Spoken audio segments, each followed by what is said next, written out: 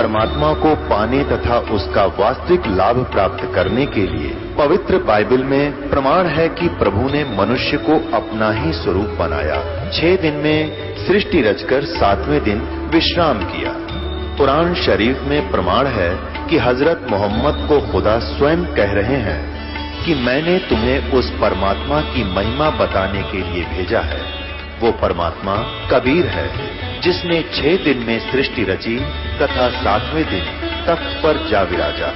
उसकी खबर किसी बाखबर से पूछ कर तो देखो। कृपया अवश्य सुनिए जगत गुरु तत्वदर्शी संत रामपाल जी महाराज के अमृत वचन। अब इतना ज्ञान दिया जाता है, मैं कोई बालक नहीं या वैसे थोक बिलो हूँ, कोई लालच हो मुझे। 2 रोटी भगवान ने दे रखी थी, जेई की नौकरी थी, बढ़िया काम चल रहा था। परमात्मा ने पहले भी ठीक से घर में गुजारा ऐसे जन्म दे रखा था जहाँ रोटी टाइम पर ठीक मिले थी। तो दास ने पता चला कि मेरे जैसे दुखिया सारे ही हैं जिनको भगवान की चाह हर धक्के खा रहे हैं। मुझे पता लग गया तो सबको आवश्यकता इस भगवान की, इस ज्ञान की। तो इसलिए दास ने इस पर कदम उठाया। तो इस प्रकार जैसे आप जो सफल हो गए। और एक बात और ध्यान रखना, आप यहाँ केवल उसी उद्देश्य को लेकर ना आना कि जैसे रोगी है वो रोग ही स्वस्थ हो, जिसको पुत्र की संतान नहीं है वो संतान ही हो तो बात बने। अगर संतान भी आपको आवश्यक होगी देनी तो यही मिलेगी, पृथ्वी पर कोई नहीं देगा आपने। और जो आपका रोग निवारण होगा तो यही होगा, पृथ्वी पर कहीं होगा भी नहीं, और होगा ही होगा, रोग तो निवारण होगा ही होगा। बाकी संतान भी परमात्मा अगर चाहेगा तो सब कुछ कर सकता है। उसका एक लंबा इतिहास है, फिर बताऊंगा, ऐसी बात नहीं। यहाँ हजारों ऐसे प्रमाण हैं जिनके 10-10 वर्ष, 12-12 वर्ष और 15-15, 20-20 वर्ष ब्याह न हो गए थे और बच्चा नहीं था। सारे सब आजकल तो सारे जो है ना भौतिक और सारे ट्रीटमेंट हैं ये भी करवा के छक लिए थे मालिक ने, उनको भी संतान दे दी। ये तो कोई बड़ी बात नहीं है, लेकिन हमारा आपका मूल उद्देश्य मोक्ष हो और आपको पार करने के लिए परमात्मा जैसे भी आपको रखे वैसे ही रहो। जैसे डॉक्टर के यहाँ मरीज होता है और उसको थोड़ा बहुत कष्ट भी बन रहा है, वो जैसे भी कोई ट्रीटमेंट करे, इंजेक्शन लगाओ जब भी थोड़ा बहुत दर्द तो होएगा। अब उस इंजेक्शन ना लगने दे फिर वो ट्रीटमेंट क्या करेगा डॉक्टर। तो थोड़ी बहुत संकट, थोड़ा बहुत कष्ट आपको महसूस भी हो, वो गॉड गिवन समझना। किस लिए परमात्मा हमें उदाहरण देते हैं अपने ऊपर ही। कहते हैं कबीर सुख के माथे पत्थर पड़ो, जो नाम हृदय से जावे, बलिहारी व दुख के जो पल पल नाम रटावे। परमात्मा कहते हैं तुम ऐसे मांगना मेरे से कि हे भगवान इसे सुख के आग लगो जिस जो आपसे दूर करे।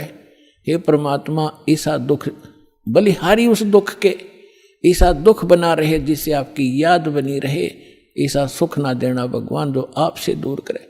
तो आप ये समझ लेना छोटी मोटी जो ठूठा आपका रख रहेगी ये गॉड गिवन होगी, ताकि वो मन बकवाद ना करे, इसने मौत दिखे जा और तभी ये भक्ति करेगा, ना करने ना दियो। ऐसा खतरनाक एलिमेंट है ये। तो पुणात्मा ये परमात्मा का ट्रीटमेंट चलेगा जब आप इसकी शरण में आगे। डॉक्टर के हॉस्पिटल में एडमिट एक पेशेंट अपनी चलाओगा तो वो रोग नहीं कटवाना चाहता, वो तो बकवाद कर रहा है, व्यर्थ में टाइम वेस्ट कर रहा है। तो आप यहाँ आगे हो, भगवान कोई बालक नहीं, आपके भविष्य की जानता है। अब जैसे किसी को एक्सीडेंट हो गया और उसका ब्लड चल रहा है, ब्लीडिंग हो रही है, तो डॉक्टर सबसे पहले उसकी कोशिश करेगा कि ब्लड रोकूं, चाहे उसकी टांग में कितनी पीड़ा हो रही हो, फ्रैक्चर भी हो रहा हो, उसने नहीं संभालेगा कि ये दर्द होने दे थोड़ा, पहले इसकी जान बच चली जाएगी जब ब्लड नहीं रोका थे।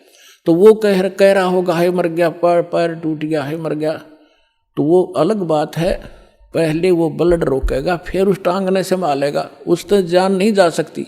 तो इसी प्रकार आप यहाँ आए हो केवल एक उद्देश्य लेकर, और परमात्मा को पता है कि कल ने इसके ऊपर एक ऐसी आपत्ति आओगी, इसकी जान जानी है या कोई और भयंकर अटैक है इसके ऊपर, तो पहले मालिक आपके उस संकट न हटावेगा जो भविष्य में और आने वाला, इससे भयंकर।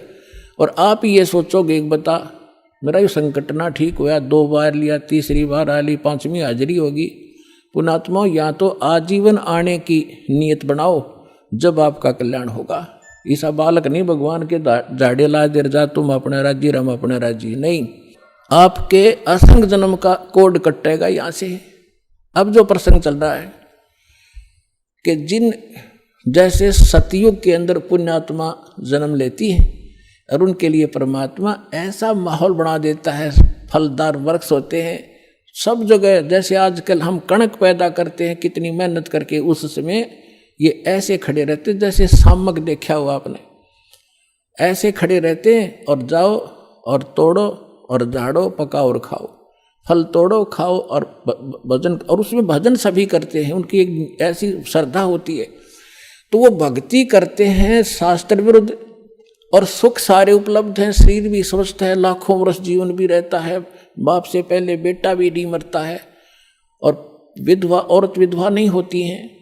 तो वो ये सोच रहे कि हम जो साधना कर रहे हैं इससे हमें लाभ है, नहीं, यह भूल मार रही है हमने आज तक। तो वो उस सतयुग में कौन प्राणी जन्म लेंगे, ये बहुत असंख्य युगों से चला रहा है। अब जैसे ये समय अब चल पड़ा, जो भगवान पुण्यात्मा है इस ज्ञान से संपर्क में रहेंगे, भक्ति ठीक करते रहेंगे तो ये पार हो जाएंगे। अब अरबों खरबों प्राणी पार होंगे अब इस पिछली पीढ़ी में इस ज्ञान, और क्योंकि परमात्मा ने 3 युग इंतजार की है इस समय के लिए। और कैसे परमात्मा किस प्रकार ऐसे छुपा लुका छिपी करके और भक्ति बचा के लाए हैं, आप इस ज्ञान से परिचित होगे तब पता चलेगा। कहीं भी जैसे आप सोचा करते श्री कृष्ण ने साड़ी बढ़ा दी द्रौपदी की, श्री कृष्ण नर के बस का ना था कुछ भी। परमात्मा की श्रद्धा बनाए रखने के लिए परमात्मा कहते मैं ही सौछल छिद्र करता हूँ, वही उसी संत का रूप बनाकर चले जाते हैं जो जिस गुरु पर आश्रित है और उसका काम कर देते। भगत में आस्था बनी रहती है और वो ने सोचा मेरे गुरु से या इस साधना से ठीक हो गया, होता उसके पूर्व जन्म के संस्कारों से। तो परमात्मा ने इस भक्ति को बचा के जीवित रखना था, इसलिए आपको यहाँ तक लाए हैं। तो अब जो पार होंगे वो तो होंगे ही होंगे। मालिक का वचन है सकल सृष्टि प्रवानिक होई, पूरा विश्व और नाम लेगा, मोक्ष होगा। फिर क्या होगा कि लास्ट में फिर ये तो स्वभाव है इस गंदे लोक का, एक फिर धीरे धीरे चाहकर परंपरा बिगड़ना शुरू हो जाती है। तो उस समय लास्ट में जो भक्त भक्ति यही कर रहे होंगे लेकिन वो पार नहीं हो पाएंगे, उनकी संख्या भी थोड़ी नहीं होगी, बहुत लाखों और करोड़ों में होंगे जो पार नहीं हो सकेंगे, लेकिन भक्ति संग्रहित हो जाएगी उनकी जबरदस्त। तो वो फिर क्या करेंगे, काल के हाथ चढ़ेंगे। उन्हीं में से ब्रह्मा विष्णु महेश ये देव और ये सब बनाए जाएंगे, गणेश और ये जो जितने भी देवता हैं, इंद्र कुबेर वरुण धर्मराज, ये 33 करोड़ देवता इन्हीं में से सिलेक्टेड होते हैं। और फिर इनको ऊपर रखेगा, ऊपर के लोकों में इनकी पुण्य इनके साथ होंगे। फिर वहाँ इसका टैक्स है, अपना टैक्स अलग लेगा और अपना वह माल बेचेगा वो न्यारा। तो इनके पुण्य समाप्त जब हो जाएंगे फिर ये दोबारा सतयुग में जन्म लेंगे। वो पिछले वाले जो ऊपर लुटन लग रहे हैं वो इस सतयुग में आएंगे और अब वाले फिर काफी वर्षों के बाद वो आएंगे फिर सतयुग में। अब सतयुग में होंगे ये भक्ति संग्रहित प्राणी जो अब करेंगे शास्त्र अनुकूल साधना। अब मिली इनको, आज तक शास्त्र अनुकूल साधना नहीं थी। 4 युग का हिसाब लगा के देख लो जब किसी के पास आज तक ये शास्त्र अनुकूल साधना हो या भक्ति की हो किसी ने। तो भक्ति अभी शुरू होगी तो इनमें से बचे हुए फिर उसी गेड़ में आगे सतयुग में जन्म हुआ, फिर वही त्रेता में, द्वापर में, और फिर कलयुग के इसी समय में फिर दाव लगेगा इस मोक्ष का। और ईब चूकिए तो फिर वही चक्कर, इंद्र हजारों वर्ष युगों तक आप वह इंद्र की पोस्ट पर रहोगे, हजारों वर्षों तक देवताओं के स्वर्गलोक में अपना माल खाओगे, बर्बाद करोगे पूंजी को। और फिर यदि आगे भगवान फिर कोई संत नहीं मिले, इतने जन्म मनुष्य के होकर भी फिर आप 84 लाख योनियों में चक्कर खाओगे। तो ये आज का विषय था कि आज आपको वो दाव लगा है, इसको संभाल के रखना। आपको मानव शरीर प्राप्त हुआ है, आपको 600 वर्ष पहले परमात्मा आए थे, तब भी आप मालिक के शरणों में थे। 64 लाख शेष थे, ये 64 लाख तक पहले आएंगे। उसके बाद फिर परमात्मा ने ये अपना प्रचार फैला दिया है। जैसे आपको बताया गया है कि ये वाणी उसको भी, जैसे कागभूषण की कथा सुनाई थी, 6 महीने कथा सुनकर उसका थोड़ा सा असर हुआ कि नाम ले लूं, तो ये इतना प्रचार होगा इस वाणी का, आंधी सी उठेगी। तो वो जो टर्न वाइज भी जिनका नंबर मनुष्य का आया है, वो कुछ दिन के बाद आ जाएंगे, शरण में आना पड़ेगा, और इस प्रकार ये सबका मोक्ष होगा। बोलो सतगुरुदेव। परमपिता परमात्मा पूर्ण ब्रह्म सारी सृष्टि के रचनहार कबीर देव कबीर साहिब कबीर परमेश्वर जी की असीम रजा से आप सभी पुण्यात्माएं परमात्मा की महिमा को सुनने के लिए उपस्थित हुए। आपके पुण्य संस्कार, आपके पूर्व जन्म के शुभ कर्म बहुत ही अधिक है, अत्यधिक है, तभी आपको परमात्मा की शरण मिली है, और ऐसे समय में आपका मानव शरीर है। ऐसे समय में परमात्मा ने यह समय पहले निर्धारित कर दिया था कि जिस समय 5500 वर्ष कलयुग बीत जाएगा, तब मैं अपना एक दास भेजूंगा। वैसे तो परमात्मा ने कहा है कि मैं स्वयं आऊंगा, परमात्मा स्वयं ना आए, अपना दास भेज दिया। प्रधानमंत्री स्वयं ना आवे हिसार में, अपना कोई रिप्रेजेंटेटिव भेज दे, तो एक का बात समझनी चाहिए, उसमें और प्रधानमंत्री में कोई अंतर नहीं होता। वो प्रधानमंत्री की सब पावर युक्त होता है, और एक प्रांत को उस रिप्रेजेंटेटिव द्वारा मिलने वाली राहत पर्याप्त होती है। 600 वर्ष पहले परमात्मा ने अपनी प्यारी आत्मा धर्मदास जी को बताया था। पुण्यात्माओं, परमात्मा का विधान है कि वो अच्छी आत्माओं को मिलते हैं, उनको अपनी जानकारी देते हैं, अपने गवाह बनाते हैं। इस समय के लिए परमात्मा इस कलयुग के प्रारंभ में आए थे, प्रथम चरण में, और परमात्मा ने कलयुग को 3 चरणों में बांटा है।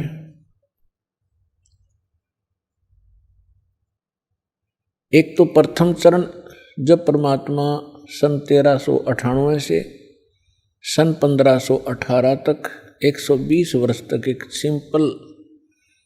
सिंपल मैन, सिंपल सिटीजन, आम नागरिक, साधारण नागरिक जैसा जीवन जी के उन्होंने हमारे लिए एक उदाहरण छोड़ा कि भक्तों, ये मेरी प्यारी आत्माओं, यदि आपने यहाँ से पीछा छुटवाना है तो यहाँ की सब बकवादों को सीमित कर देना,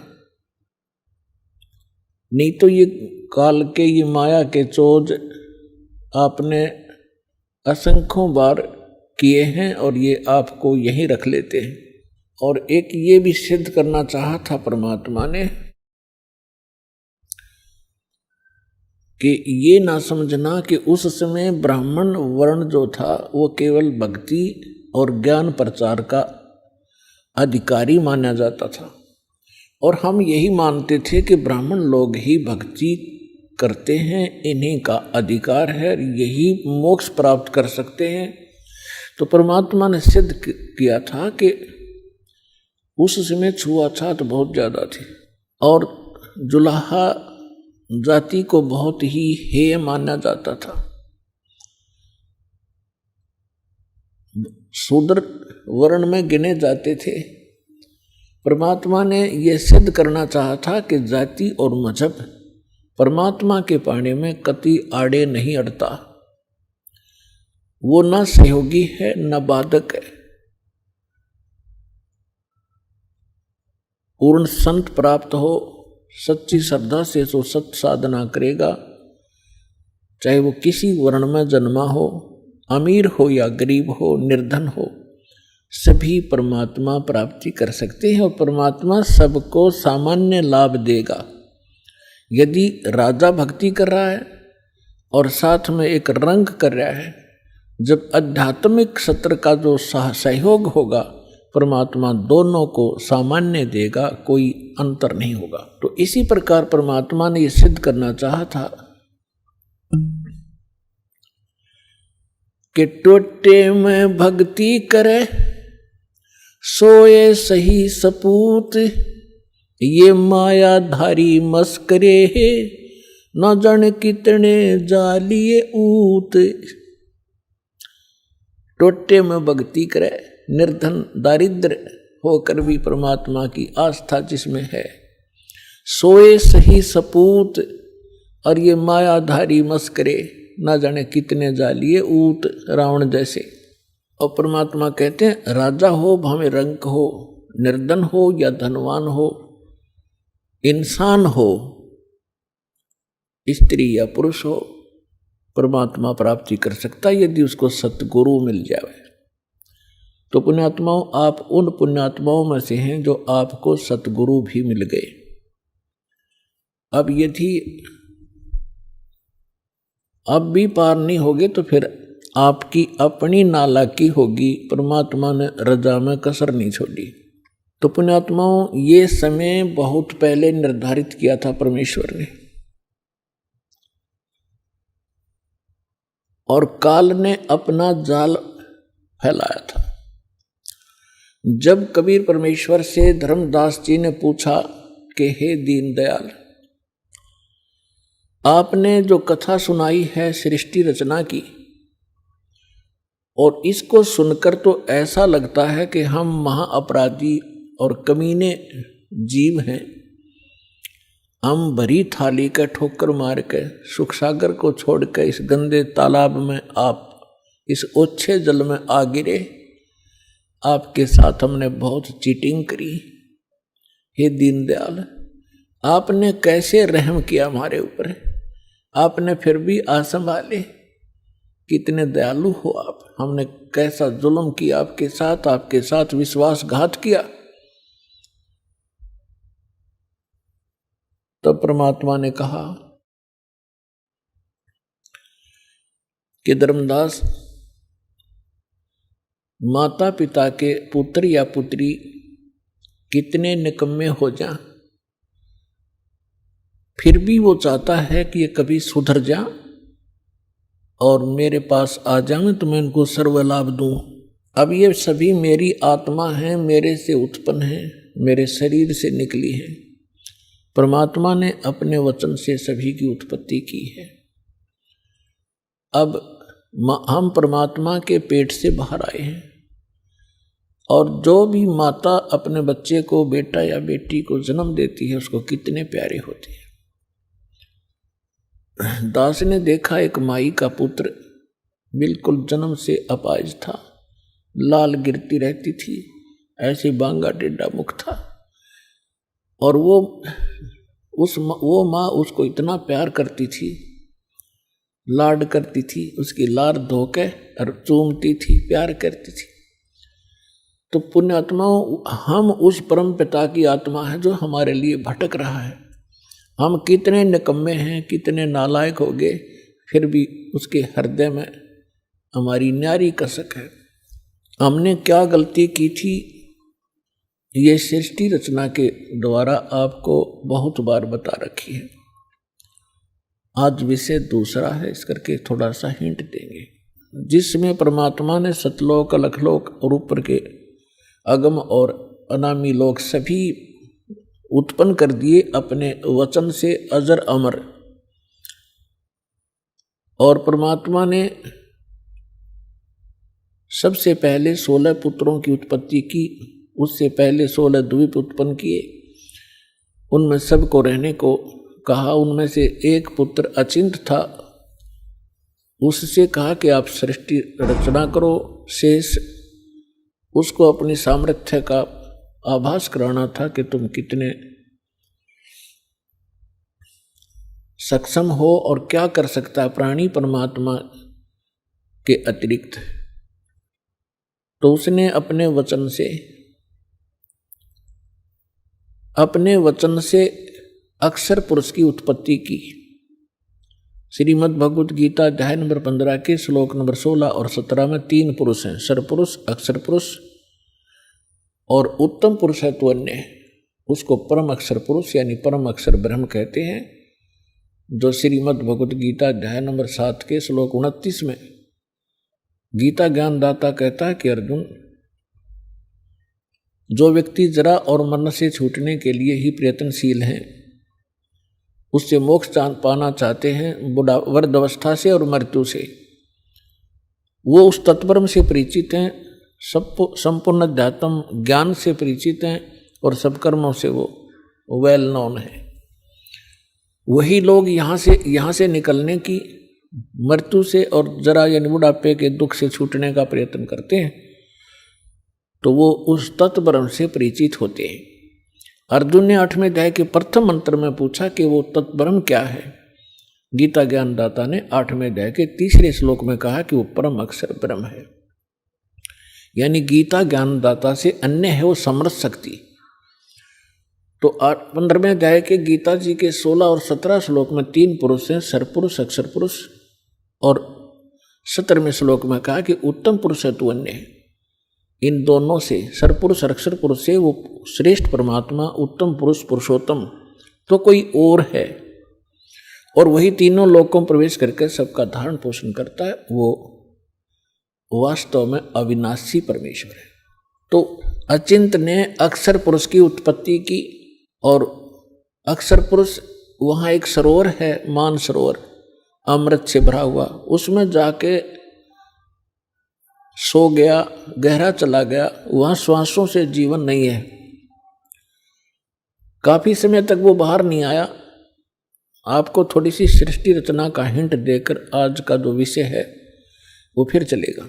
अचिंत ने देखा अक्षर पुरुष सरोवर के अंदर, निद्रा के अंदर, गहरी निद्रा में सो रहा है, और अक्षर पुरुष के बिना अचिंत सृष्टि नहीं कर सकता।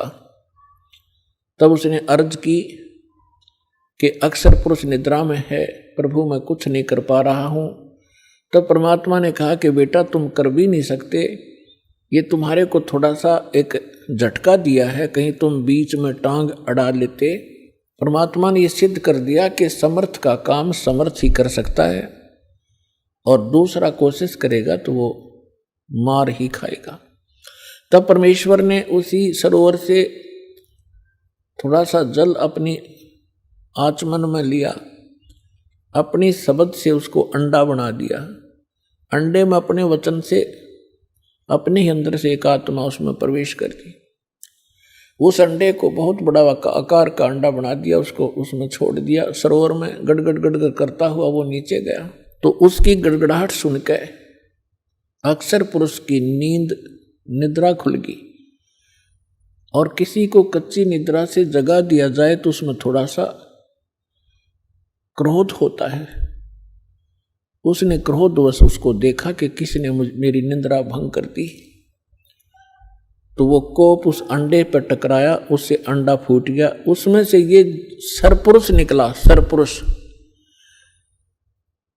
अब इस अध्यात्म ज्ञान को सुनने के लिए यह सृष्टि रचना एक मास्टर की समझ लेना। और जब तक आप इस सृष्टि रचना से परिचित नहीं होगे तब तक आप अध्यात्म का कोई सिर पैर नहीं समझ सकते।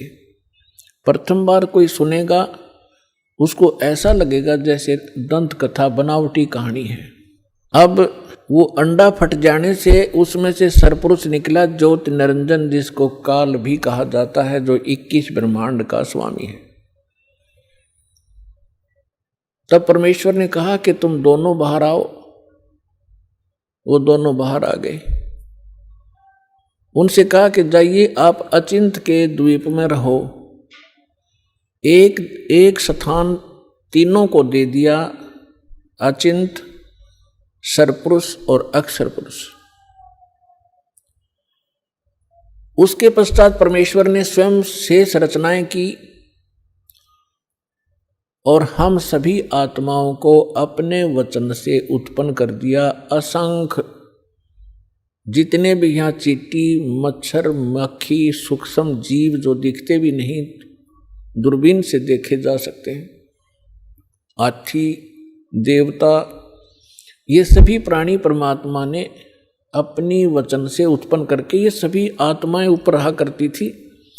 हम सभी की वहाँ सृष्टि थी, परिवार था और बहुत सुंदर महल, बड़े बड़े बगीचे, प्रत्येक के महल के आसपास बहुत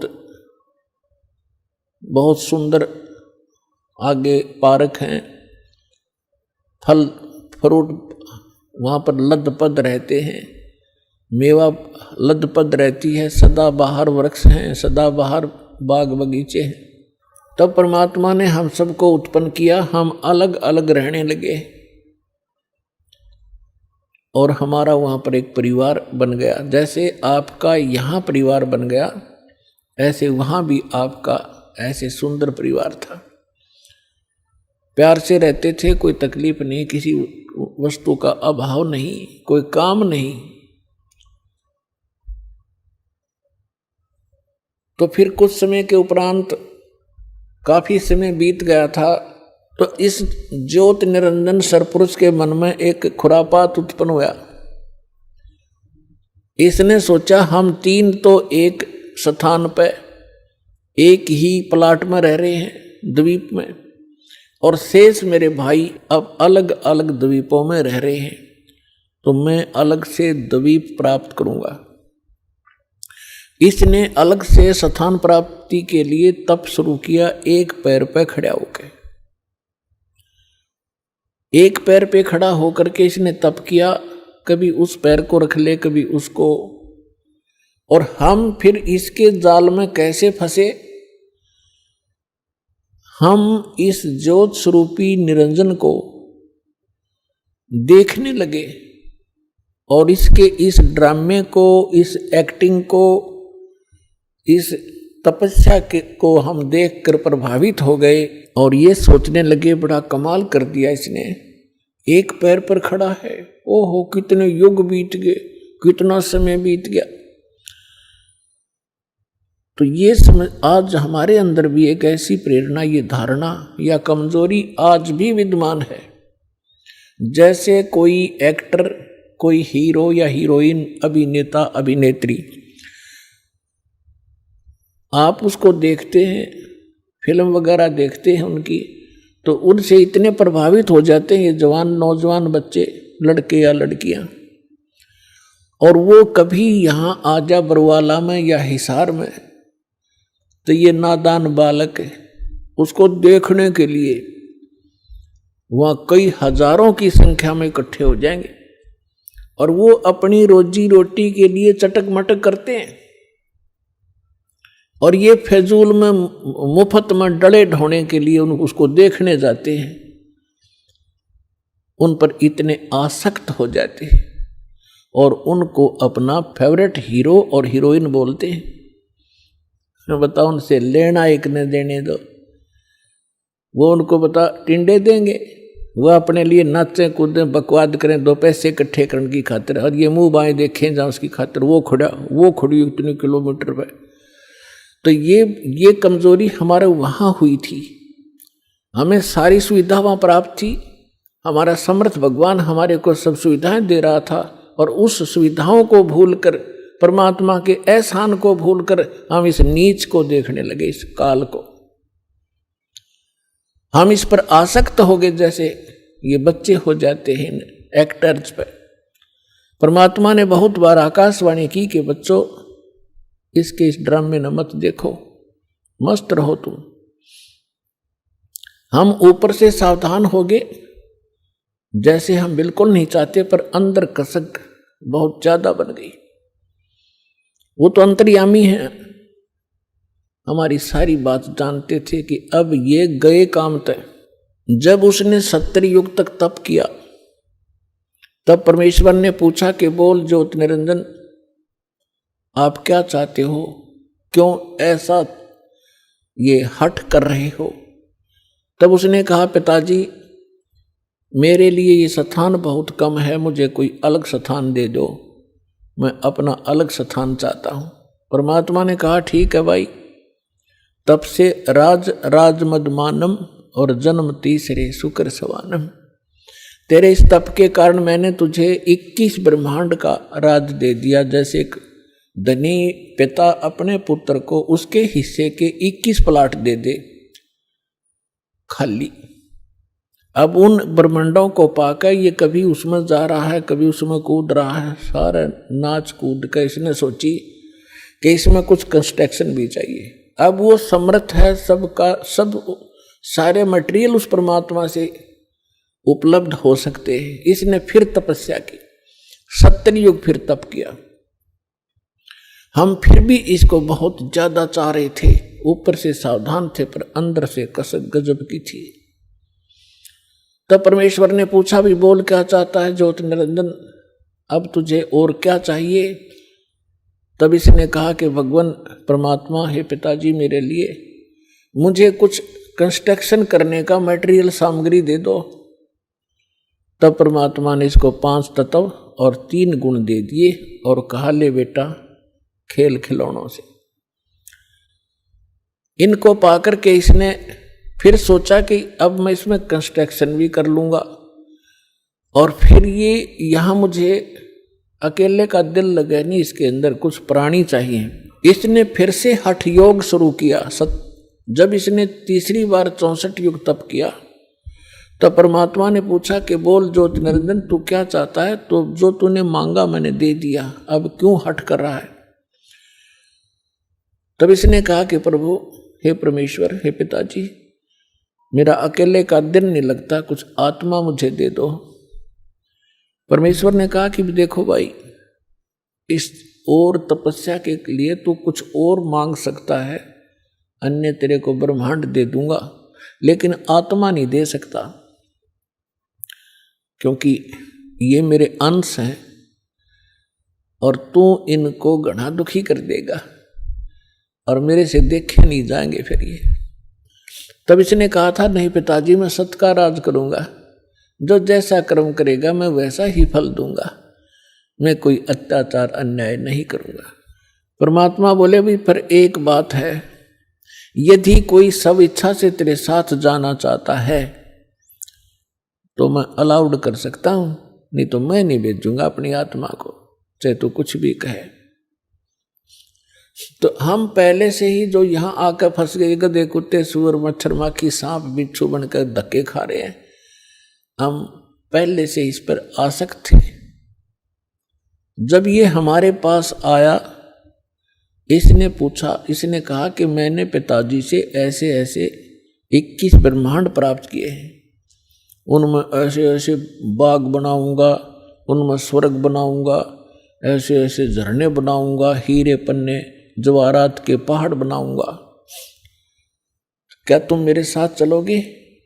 हम तो पहले ही आसक्त थे। हमने कहा कि यदि पिताजी आज्ञा दे देंगे तो हम चल पड़ेंगे, हम तैयार हैं। इसने पिताजी के पास, परमेश्वर के पास जाकर कहा कि हे भगवान, कुछ आत्माएं मेरे साथ चलने को तैयार हैं। तब परमात्मा ने कहा कि ऐसे नहीं, मेरे सामने स्वीकृति जो करेगा मैं उसको भेज सकता हूँ। अपने आत्माओं एक समस्या और आती है, क्योंकि हम इस नए ज्ञान में सुनते हैं तो हमारे अंदर इतनी शंकाएं उत्पन्न हो जाती हैं, जैसे सावन के महीने में घास फूट जाया करे, निरी शंकाएं पैदा होंगी। पर शंका का समाधान इस सत्संग से होगा, सुनते ही रहना, सुनते ही रहना, अपने आप सेटिंग हो जाएगी। अब आपके मन में ये आवेगा कि परमात्मा तो जान ही जानते कि हमें कितना कष्ट होगा, तो हमें यहाँ नहीं भेजना था। हम अपनी गलती नहीं मानते कि हमने अपने परम पिता को छोड़कर इस नालायक पर आस्था नहीं करनी चाहिए थी, जो हमें सारा सुख दे रहा था, और वो तो त्याग दिया और इस नंग के पीछे लाग लिए जो आप भिखारी उस परम पिता का। अपने आत्माओं, दूसरा ये एग्जाम्पल समझिए कि जैसे सेब विक्रेता होता है, उसको सेब कितनी प्रिय होती है, कितनी कॉस्टली होती है, 1 2 3 4 10 यदि सेब खराब हो जाती हैं, वो उन सेब को उन सेबों में नहीं रख सकता जो स्वस्थ है। वो भले ही उसको खूब कष्ट होता है, दुख होता है, उसको ये पता है कि देख मेरे को 100-200 रुपए की हानि होगी, वो फिर भी उन खराब सेबों को उठा के और कूड़े में फेंक देता, उसने सूअर खा कर। भले उसकी आत्मा दुखती है कि मुझे कितनी हानि होगी, लेकिन रख नहीं सकता कि ये और भी डूब देंगी। तो हम खराब सेब हो गए थे और परमात्मा ने हमारे को वहां से फेंकना अनिवार्य समझा था। ये एक और एग्जाम्पल आपको बता जा रहा है। अब परमात्मा ने हमारे से आकर पूछा कि बोलो भाई कौन जाना चाहता है इसके साथ। तो हम अपने पिता के सामने बोल नहीं सके, शर्मिंदा हो गए, लज्जित हो गए, नीची गर्दन कर ली, क्योंकि वो पहले ही कहा करते थे कि इस पर आसक्त ना होना। तब परमेश्वर ने कहा, वो सन्नाटा छा गया, साइलेंट हो गया, सब कुछ शांत हो गए। तब परमेश्वर ने कहा कि क्यों भाई ज्योति निरंजन, ये तो कोई नहीं बोल रहा, तू कह रहा था मेरे साथ जाना चाहते हैं। उसी समय एक आत्मा खड़ा हुआ और उसने खड़ा होकर के कहा कि पिताजी मैं इसके साथ जाना चाहता हूं। अब बाकी हमने सोचा कि यो एकला एक वहां सारी लूट लेगा और हम रह गए पाछे, तो हम भी फिर खड़े हो गए, दोनों हाथ ऊपर ने कर लिए। सारे के सारे जितने असंख्यों अनगिन जीव यहां आप हंसे। तब परमात्मा ने कहा ठीक है भाई, जो जिसने हृदय से स्वीकृति इसकी की है उसको मैं इसके साथ भेज दूंगा, लेकिन आप जाइए अपने ब्रह्मांडों में, मैं इनको वहां भेजने का तरीका दूसरा अपनाऊंगा। तो परमात्मा ने क्या किया कि जिस आत्मा ने सबसे पहले स्वीकृति दी थी उसका एक युवा लड़की बना दिया अपने वचन से, और उसके अंदर हम सभी प्राणियों को सूक्ष्म रूप बनाया और सूक्ष्म बना दिया हमारा स्वरूप, और सभी को अपने वचन से उस लड़की के शरीर में प्रवेश कर दिया। अपनात्मा, अब वैज्ञानिक तरीके से आप अच्छी तरह समझ सकते हो कि हमारे ब्लड के अंदर कितने जीवाणु हैं। 1 ग्राम ब्लड के अंदर 40-40 लाख जीवाणु, ये डॉक्टर लोग बताते हैं कि इतने बैक्टीरिया हैं, इतने फलाने हैं। तो इसको समझने में कति देर नहीं लगेगी। तो इसी प्रकार परमात्मा ने उस लड़की के शरीर में हम सभी को सूक्ष्म बनाकर प्रवेश कर दिया। अब वो लड़की कौन है? ये अष्टंगी है, दुर्गा है, और हम सभी उसमें प्रवेश कर दिए। अपने पुत्र सहजदास को जो परमात्मा ने सबसे पहले 16 वचन से उत्पन्न किए थे, उनको ही वो विशेष वहां की व्यवस्था के लिए प्रयोग करते हैं। तो सहजदास को कहा कि जा इस अपनी बहन को ले जा और इस ज्योति निरंजन के पास उसके ब्रह्मांडों में छोड़िया, और उसको बता देना कि मैंने इस लड़की को, बेटी को एक वचन पावर दे दी है, जितने जीव वो कहेगा या उत्पन्न कर देगी वचन से, और जितनी आत्माओं ने तुम्हारे साथ जाना चाहा था इसके शरीर में प्रवेश है। सहजदास ने जाके सब कथा सुना दी और लड़की को छोड़कर वापस आ गया। अब ज्योति निरंजन के मन में ये दोष आया, अकेली युवा लड़की को देखकर इसने यह एक और भयंकर गलती कर दी है। ये विषय वासना वश होकर लड़की के साथ दुराचार करने की चेष्टा करने लगा। तब लड़की ने कहा कि ज्योति निरंजन देखो, आप पिता के वचन से उत्पन्न हुए अंडे से, आप मेरे बड़े भाई हो, उसके बाद हमारी उत्पत्ति उसी परमेश्वर ने की है। मैं आपकी बहन और आप मेरे बड़े भाई, ये दुष्कर्म ना करें। मेरे को परमात्मा ने वचन दिया है, वचन शक्ति दे रखी है, जितने जीव आप कहोगे नर और मादा, मैं वचन से उत्पन्न कर दूंगी। लेकिन उसने एक नहीं सुनी और उसी समय उसने उस लड़की को, परमात्मा ने एक और रजा बख्शी थी कि उस लड़की को प्रजनन इंद्री नहीं लगाई थी। बाकी शेष सब फीचर्स जो थे वो सब लड़की वाले थे। तो उसने अपनी नख रेखा से, नाखूनों से प्रजनन इंद्री बना ली। अब लड़की ने देखा कि जुल्म करेगा, मेरी इज्जत लूटेगा, तो उसने एकदम सूक्ष्म रूप बनाया और वो जो ही उसके साथ दुराचार करने की स्थिति में हुआ, मुंह खोला बकवाद के लिए, उसके मुख के माध्यम से पेट में चली गई। और वहां जाकर के उसने पुकार किया कि हे पिताजी मेरी रक्षा करो, मेरे साथ इसने ऐसा दुर्व्यवहार किया। परमात्मा को पता था कि तुमने यही टिंडे देगा यूं, उनको पहले ही मालूम था। हो गया शुरू ड्रामा इसका। तब अपने पुत्र जोगजीत का रूप बना के, जो प्रथम 16 उत्पन्न हुए थे, उन्हीं के रूप में परमात्मा यहाँ आते हैं और उसके लोक में भी जोगजीत रूप बनाकर गए थे। और वहां प्रकट होकर के कहा कि ज्योति निरंजन सुन दे अब वचन परमात्मा का, तूने एक महान दोष कर दिया इस सच्चे लोक में, और ऐसे सच्चे लोक में ऐसे जुल्म करने वाले को ये दंड लगता है, ये दोष लगता है, अपराध लगता है, उसको एक रोग लगता है। आज से तेरा नाम काल होगा। लड़की को तूने बदतमीजी से दुखी किया और तेरे पेट में ये चलेगी, तूने इसको निगल लिया और 1 लाख मानव शरीरधारी प्राणी तू डेली खाया करेगा और 1.25 लाख उत्पन्न किया करेगा। उसके पेट को चाक किया परमात्मा ने अपने नाखून से, लड़की को बाहर निकाल दिया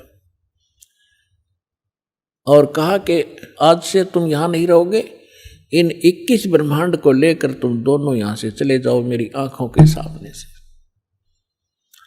अब ज्योति निरंजन ने बहुत फिर बाद में अपनी गलती का आभास भी हुआ और कहा भाई मुझे माफ कर दे, पिता से मुझे क्षमा करवा दे। वो अपना भाई समझ रहे थे, जोगजीत समझ रहे थे वो स्वयं परमात्मा। तब परमेश्वर ने कहा कि बस और फालतू बात मत करे और यहां से अति शीघ्र निकल जा। इतना ही कहा था, उसके 21 ब्रह्मांड विमान की तरह खिसक चले पड़े बहुत ही गति से, और सतलोक से 16 शंख कोश की दूरी पर आकर परमात्मा के विधान अनुसार ये यहाँ चक्कर लगाने लगे। 16 शंख कोश की दूरी पर सतलोक से ये हम यहाँ बैठे हैं। नील पद्म शंख, जैसे हम गिनते हैं ना 1000, 10,000, लाख, करोड़, 10 करोड़, अरब, 10 अरब, खरब, 10 खरब नील, 10 नील पद्म, 10 पद्म, फिर शंख। तो ऐसे 16 शंख कोश, एक कोश के अंदर लगभग 1.5 मील होता है और 1 मील में लगभग 1.5 किलोमीटर होता है, यानी लगभग 3-3.25 किलोमीटर एक कोश में होते हैं। तो 48 शंख किलोमीटर की दूरी पर हम सतलोक से यहाँ आ गए, ये काल और ये दुर्गा। अब यहाँ करके इसने सोचा, इसने फिर वह बकवाद शुरू करी। लड़की ने फिर कहा कि ज्योति निरंजन देख, जुल्म ना करे, पहले तो मैं तेरी बहन, तू मेरा बड़ा भाई, फिर मैं तेरे पेट से बाहर आई, तेरी बेटी होगी, और ये दोनों नाते पवित्र होते हैं, तो जुल्म ना करे। पर इसने एक नहीं सुनी और दुर्गा के साथ पति पत्नी व्यवहार किया और 3 पुत्र उत्पन्न किए। 3 पुत्र अष्टंगी जाए, ब्रह्मा विष्णु शिव नाम धराए। अपन आत्माओं यहाँ थोड़ा सा हिंट देंगे, क्योंकि आज का विषय एक बहुत ही अपने स्तर का होगा। क्योंकि एक तो ये सिद्ध करना अनिवार्य है कि हम जिसकी शरण ग्रहण किए हुए हैं वास्तव में यो परमात्मा है कि नहीं। तो ये परमात्मा अपने द्वारा रची हुई सृष्टि को स्वयं ही ठीक ठीक बताता है, और उस परमेश्वर ने अपनी रचना को, अपनी सृष्टि रचना को आप ही आके बताया है। आज तक ब्रह्मा विष्णु महेश की कोई उत्पत्ति कहने वाला आदमी नहीं था। ऋषि वह ऋषि, चाहे कोई कितना विद्वान पाक रहा था। फिर क्या हुआ, अब थोड़ा सा ये मौखिक बता के फिर आपको शास्त्रों में दिखाऊंगा, तब आपका विश्वास दृढ़ होगा। आइए अब हम उन श्रद्धालुओं के अनुभव जानते हैं जो जगत गुरु तत्वदर्शी संत रामपाल जी महाराज जी से दीक्षा प्राप्त कर चुके हैं तथा उनके द्वारा बताए गए भक्ति मार्ग पर चल रहे हैं। नमस्कार सर। नमस्कार सर, क्या नाम है आपका? मेरा नाम गोपाल दास। सर, कहाँ के रहने वाले हैं आप? मैं उत्तराखंड नेपाल बॉर्डर। सर, संत रामपाल जी महाराज से नाम दीक्षा आपने कब ली? 1 मार्च 2009 को लिया था। सर, संत रामपाल जी महाराज से नाम दीक्षा लेने से पहले आप क्या भक्ति साधनाएं करते थे? सन 2000 से मुझे लगन लगी थी। याद है मुझे वो बम्बई में जब मैं सुनता था अडगड़ानंद स्वामी जी का, आसाराम जी का, तब से मुझे लगन लगी थी कि अब मैं पता करूँगा। इतनी लगन लग गई मेरी, अरे बाबरे बाबरे। मैं जितने भी संत दिल्ली बम्बई जहाँ हो उनको वहाँ जाके अटेंड करता था सत्संग सुनने के लिए, सिर्फ ओनली ड्यूटी में एब्सेंट करके 15-15 दिन। जैसे सतपाल जी महाराज का गुड़गांव में हो गया, 1 हफ्ता ड्यूटी में नहीं गया मैं। जैसे आसाराम जी का बम्बई में हो गया, मैं बम्बई जी में जाके अटेंड करता था। कृष्ण मिर्दुल जी बिंद्रावन के, उनको सत्संग सुनने के लिए मैं ड्यूटी एब्सेंट करके वहाँ जाता था। मैं पूजा भी करता था राम की।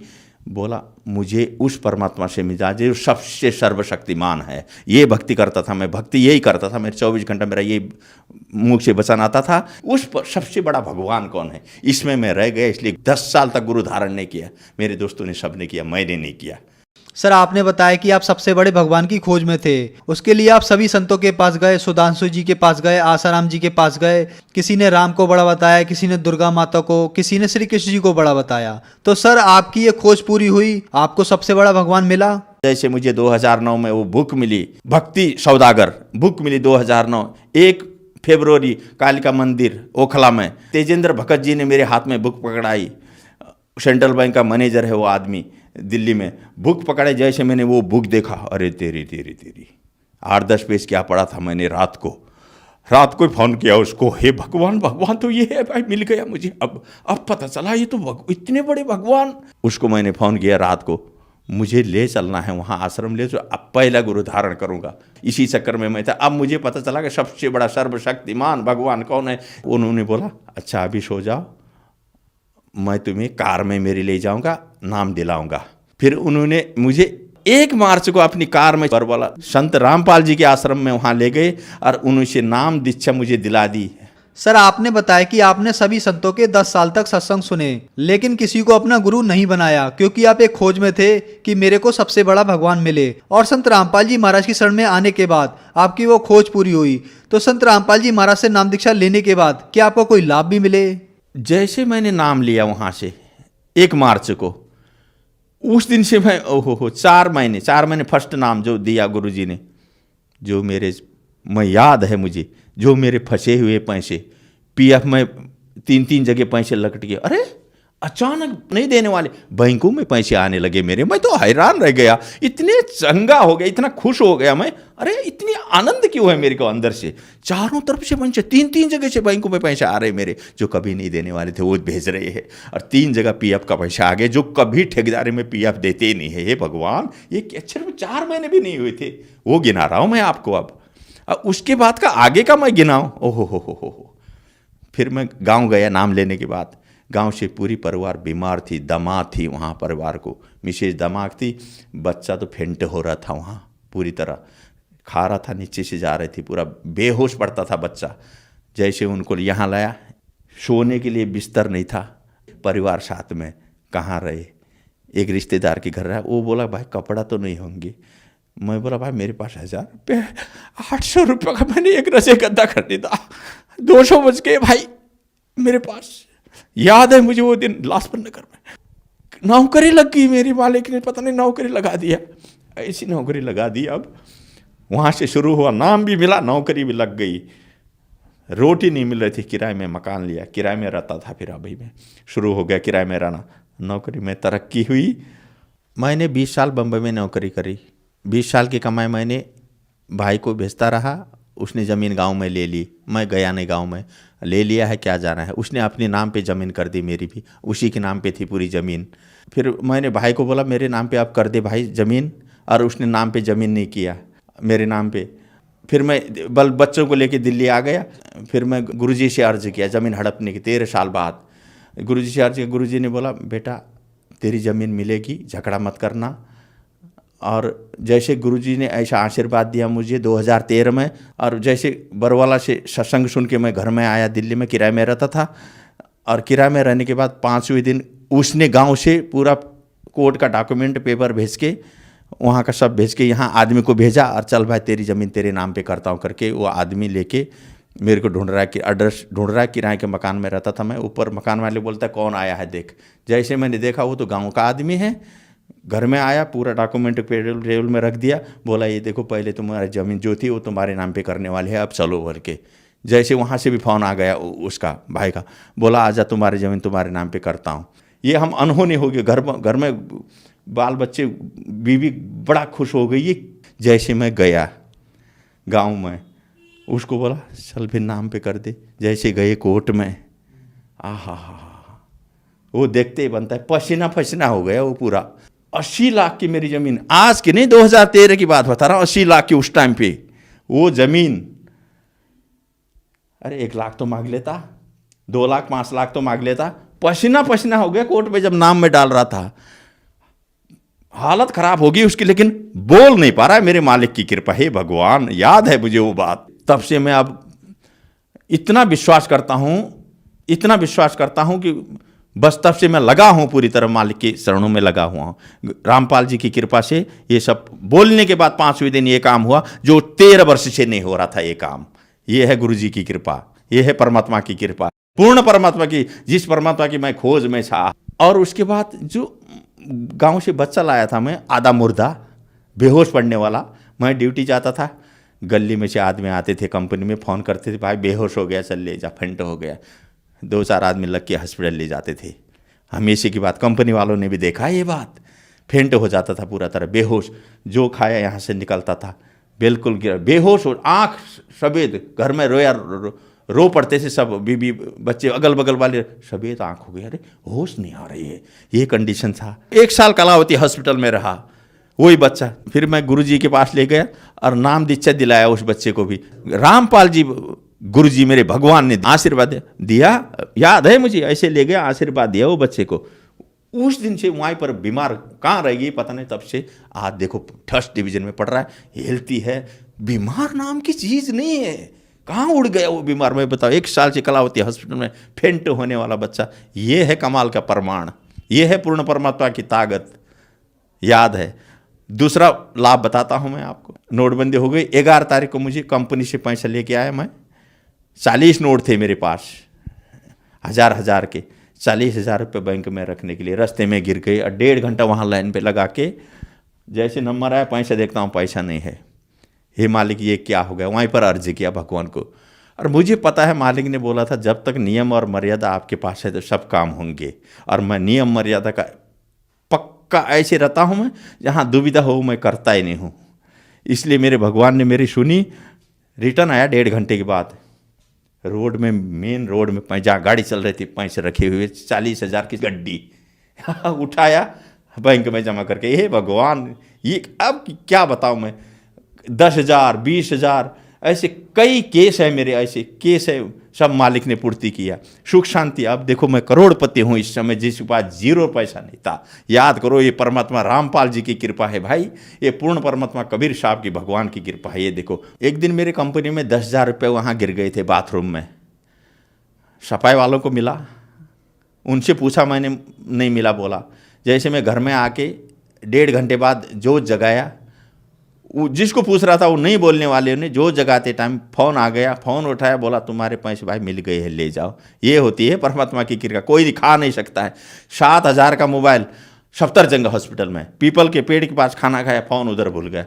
हे मालिक फ़ोन जाने दो 7,000 का। रो के, याद है वो दिन मुझे अभी, रो के मैंने बोला मैं असुर निकंदन आरती कैसे करूँ अब बताओ। ये इसमें मैं रह गया, मैं किस में करूँ आप बताओ। असुर निकंदन रमणी दोपहर को करनी थी मुझे। क्यों, मैंने जिंदगी भर एक भी चीज़ नहीं छोड़ा हूँ अभी तक, किसी कीमत पर रात दिन लगा के तीनों टाइम की आरती जो जो आपने बताया वो मैं पूर्ण किया हूँ और पूर्ण करूँगा। ये मेरी छूट जाएगी अभी मालिक। फ़ोन मेरा गायब हो गया। कंपनी में फ़ोन है, कंपनी वालों ने मुझे फ़ोन किया, दूसरा फ़ोन में घर में किया, ये कॉन्टेक्ट हो कि वो फ़ोन मुझे 7,000 का दे के गया। क्यों दे के गया वो, अब बताओ ये क्या चीज़ है। ये पूर्ण परमात्मा की शक्ति, ये रामपाल जी गुरुदेव की शक्ति है, ये देख लो भाई, आंखों देखी प्रमाण बता रहा हूँ मैं। और दूसरा लाभ, पत्नी की दिमाग की बीमारी पूरी तरह दिमाग की बीमारी, और 5 साल से दवा ESI में चल रही थी, सांस लगना वो हो जाना, संत रामपाल जी की कृपा से नाम लेने के बाद खत्म हो गई बीमारी पूरी तरह। बीमारी अब देखो कहाँ गई बीमारी। सर, संत रामपाल जी महाराज से नाम दीक्षा लेने के बाद आपको बहुत सारे लाभ मिले, तो जो समाज आज आपको देख रहा है और वो भी किसी न किसी बीमारी से ग्रस्त है, तो क्या वो भी संत रामपाल जी महाराज से नाम दीक्षा लेने के बाद ठीक हो सकते हैं?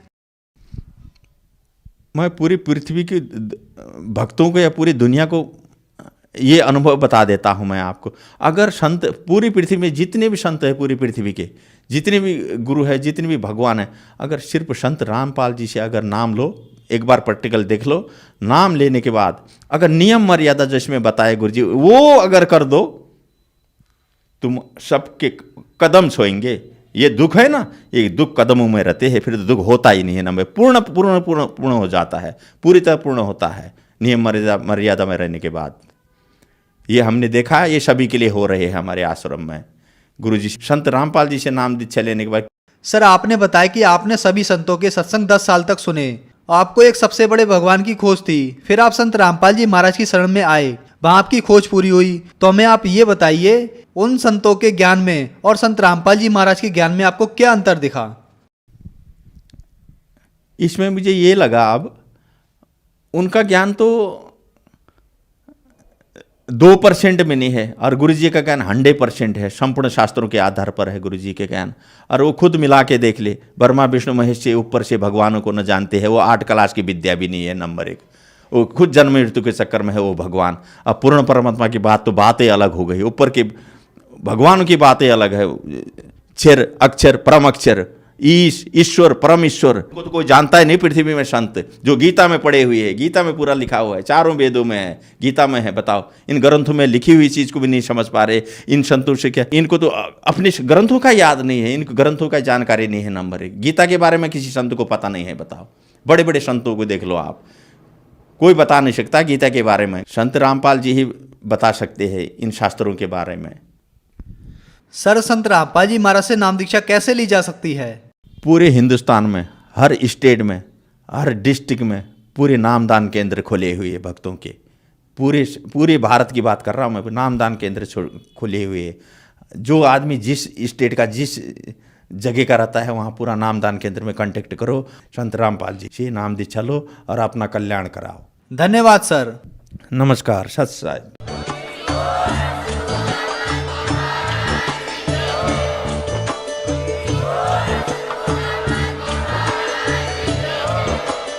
आप सुन रहे थे जगत गुरु तत्वदर्शी संत रामपाल जी महाराज जी के मंगल प्रवचन। अधिक जानकारी के लिए विजिट कीजिए हमारी वेबसाइट www.jagatgururampalji.org। संत रामपाल जी महाराज जी के शुभ आशीर्वाद से पूरे विश्व भर में 500 से भी ज्यादा नाम दीक्षा केंद्र हैं, जिन पर संत रामपाल जी महाराज जी द्वारा ऑनलाइन निशुल्क नाम दीक्षा दी जा रही है। अपने नजदीकी नाम दीक्षा केंद्र का पता करने के लिए संपर्क करें 8222880541।